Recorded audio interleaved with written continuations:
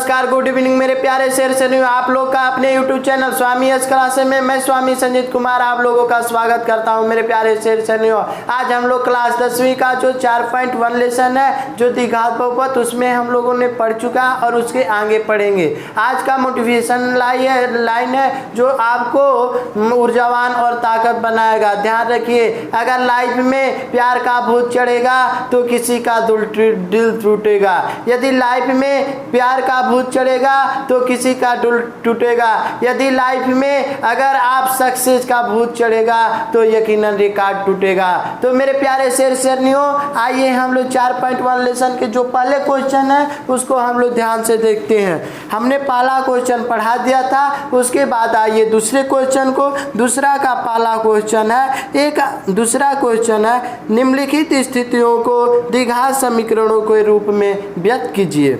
पहला है, एक आयताकार भूखंड का क्षेत्रफल 528 मीटर स्क्वायर है। क्षेत्रफल की लंबाई मीटरों में चौड़ाई के दुगने से एक अधिक है। हमें भूखंड की लंबाई और चौड़ाई ज्ञात करें। तो हमको यहाँ लंबाई और चौड़ाई नहीं ज्ञात करना है, कम से कम बस हम लोगों को एक द्विघात जो बहुपद है उसमें व्यक्त करना है। तो मेरे प्यारे लाल लालियों यहाँ ध्यान दीजिए। सबसे पहले हम लोग माना कि जो दूसरा का पहला क्वेश्चन है उसको सोल्व करते हैं। दूसरा का पहला, तो सबसे पहले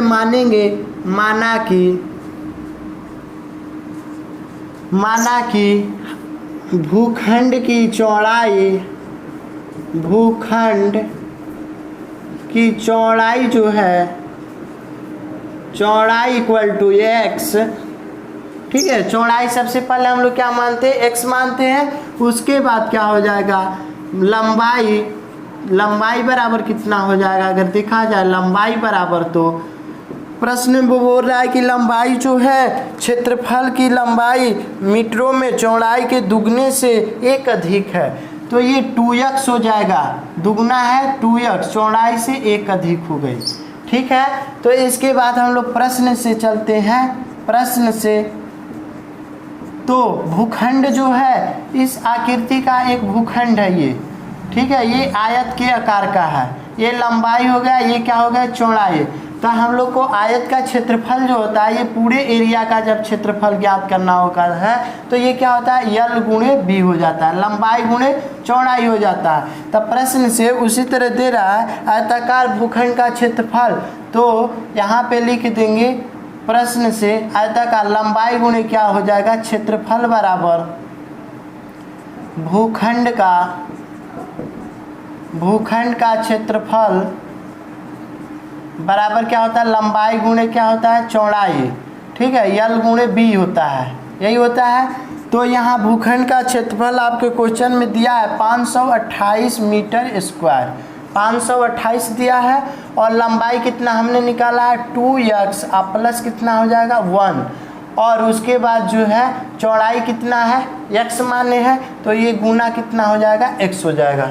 ठीक है, यहाँ तक। इसके बाद अगर देखा जाए तो गुणा कर देते हैं 528 अब बराबर कितना हो जाएगा, ये 2x स्क्वायर, अब प्लस कितना हो जाएगा, x में 1 का गुणा हो जाएगा, x हो जाएगा। ठीक है, इसके बाद जो ये 528 उसको उस पलाटी ले जाते हैं, तो 2x स्क्वायर प्लस x, ये प्लस में उस पलाटी जाएगा तो कितना हो जाएगा, माइनस 528 इक्वल टू कितना हो जाएगा, 0। कितना हो जाएगा, 0। तो यही जो है हमारा आंसर हो जाएगा। चूँकि लिखिएगा, चूँकि द्विघात समीकरण जो है, समीकरण 2x square plus x minus 528 equal to बराबर 0 भूखंड के लंबाई और चौड़ाई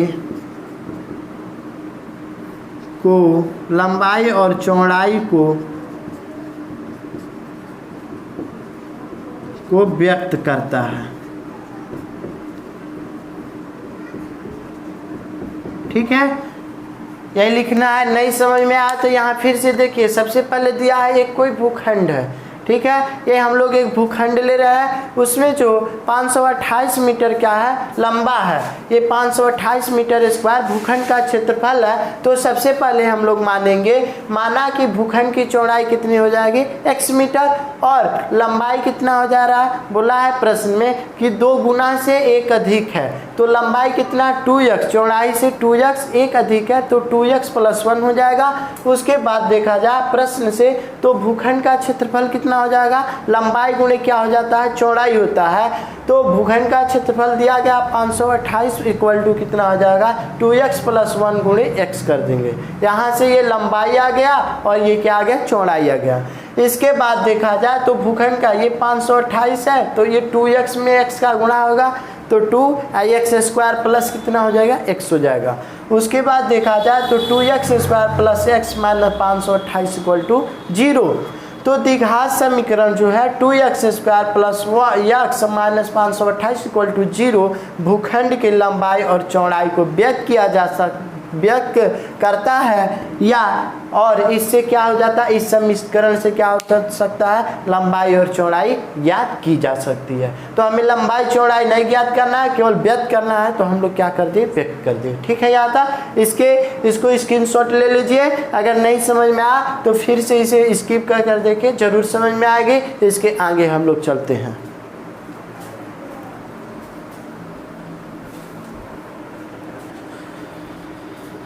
इसके बाद दूसरा क्वेश्चन दे रहा है, 2 क्रमागत संख्याओं का गुणनफल 306 हो तो पहले और दूसरे क्रमागत संख्या ज्ञात करें या बताएं। यही दिया क्वेश्चन। तो जो दूसरा क्वेश्चन है, तो सबसे पहले हम लोग मानेंगे इसको, सबसे पहले हम लोग क्या मानते हैं, माना कि पहली क्रमागत संख्या कितना हो जाएगा, संख्या बराबर x मान लेंगे। ठीक है मेरे लाडलो, मेरे प्यारे शेरनी, यहाँ ध्यान दीजिए। उसके बाद मानेंगे दूसरी क्रमागत संख्या क्या हो जाएगी,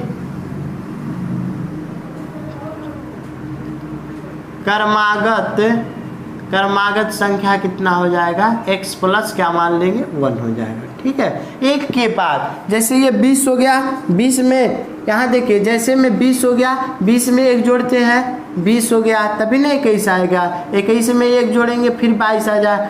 इसी तरह से क्या होती है, क्रमागत संख्या। उसके बाद ये दोनों संख्याओं का योगफल दे रहा है, तो प्रश्न से तो दोनों जो क्रमागत संख्या उनका योगफल दे रहा है 306, तो x प्लस x में क्या करेंगे, x गुणे क्या कर देंगे, x + 1 से गुना कर देंगे, ये क्या हो जाएंगे। उसके बाद ये हो जाएगा 306। ये प्रश्न से दिया गया है। ठीक है, ये पहली और दूसरी क्रमागत संख्या का गुणनफल कितना, 306 है। तो x में x का गुणा कर देंगे, ये कितना हो जाएगा, x² प्लस कितना हो जाएगा, x बराबर कितना हो जाएगा, लाडलो 306। ठीक है, तो मेरे प्यारे शेरनी, ये x² हो गया प्लस x, और ये 306 इस पर लाठी ला दीजिए, माइनस कितना हो जाएगा, 306 = 0।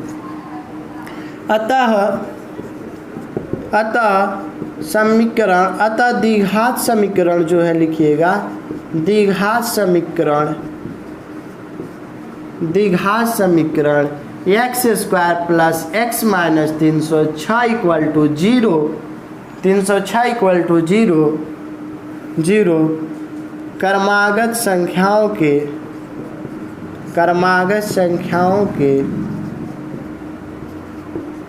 क्रमागत संख्याओं को गुणनफल को व्यक्त करता है, संख्याओं को गुणनफल को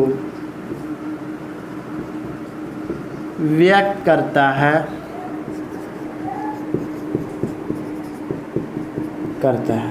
ठीक है।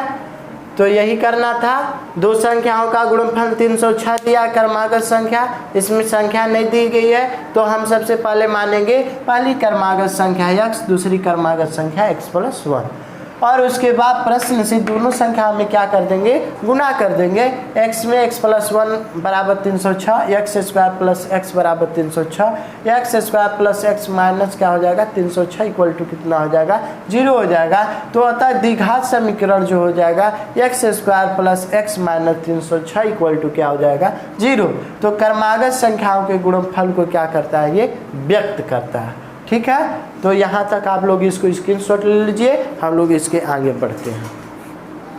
तो तीसरा क्वेश्चन है उसको देखते हैं। तीसरा क्वेश्चन बोल रहा है रोहन की माँ उससे 26 वर्ष बड़ी है, उनकी आयु वर्षों में गुणनफल अब से 3 वर्ष के पश्चात 360 हो जाएगी। तो हमें रोहन की आयु ज्ञात करना है। तो मेरे लाडलो यहाँ ध्यान देखिए, इसमें क्या करना है, रोहन की आयु ज्ञात करना है। दूसरा का जो तीसरा क्वेश्चन नंबर है उसमें लिखिए सबसे पहले माना कि रोहन की वर्तमान आयु, माना कि रोहन की आयु क्या मान लीजिए x, रोहन की आयु कितना मान लेते हैं हम लोग x।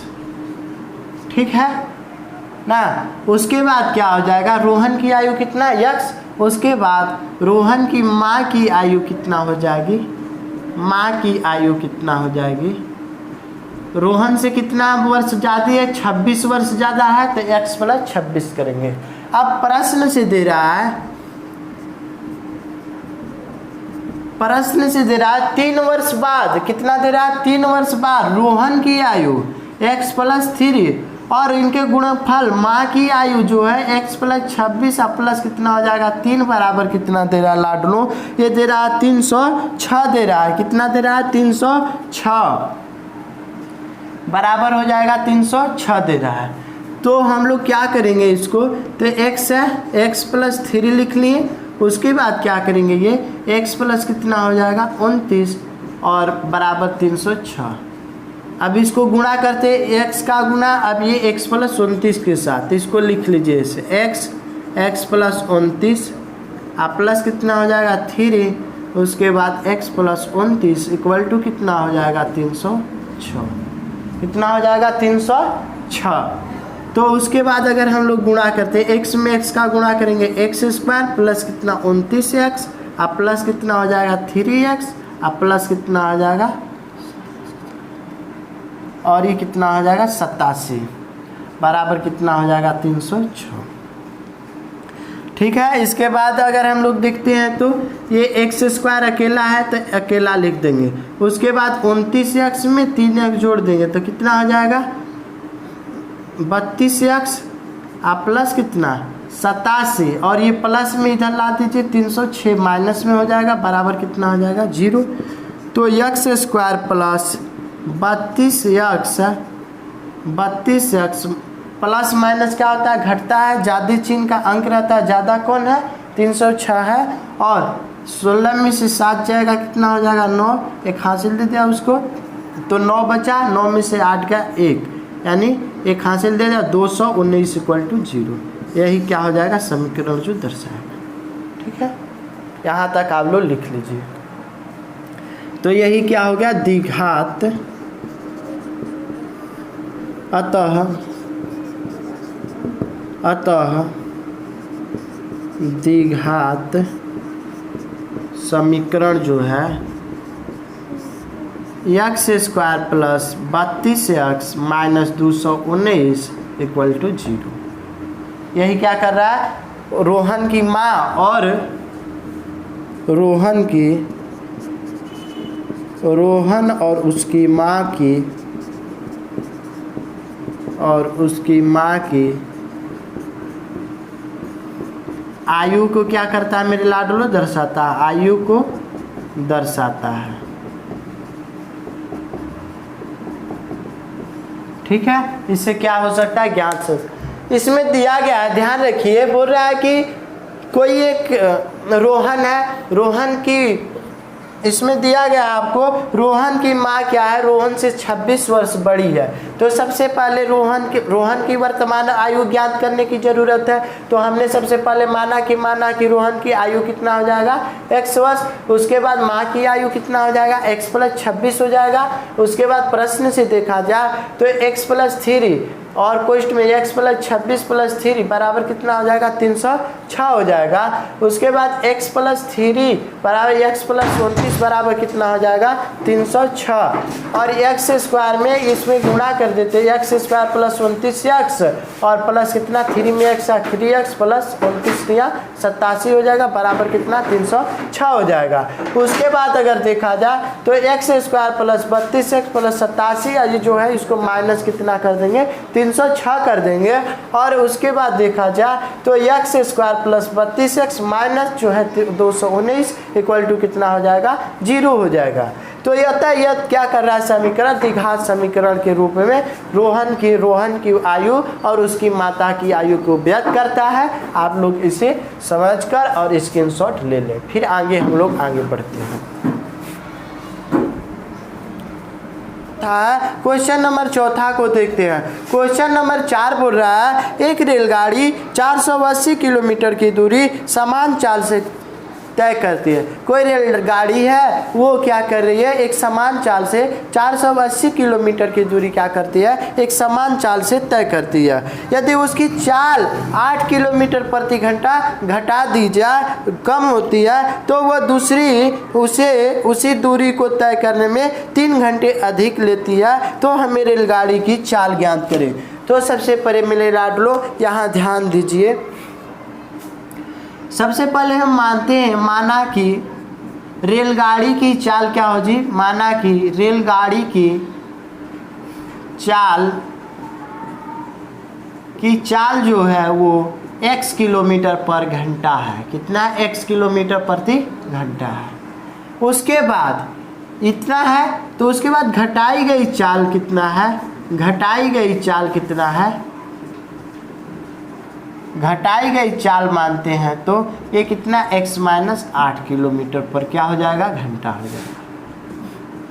और वो कितनी दूरी कल तय करती है, कुल दूरी कितना हो जाएगा, कुल दूरी कितना है, कुल दूरी 480 किलोमीटर की।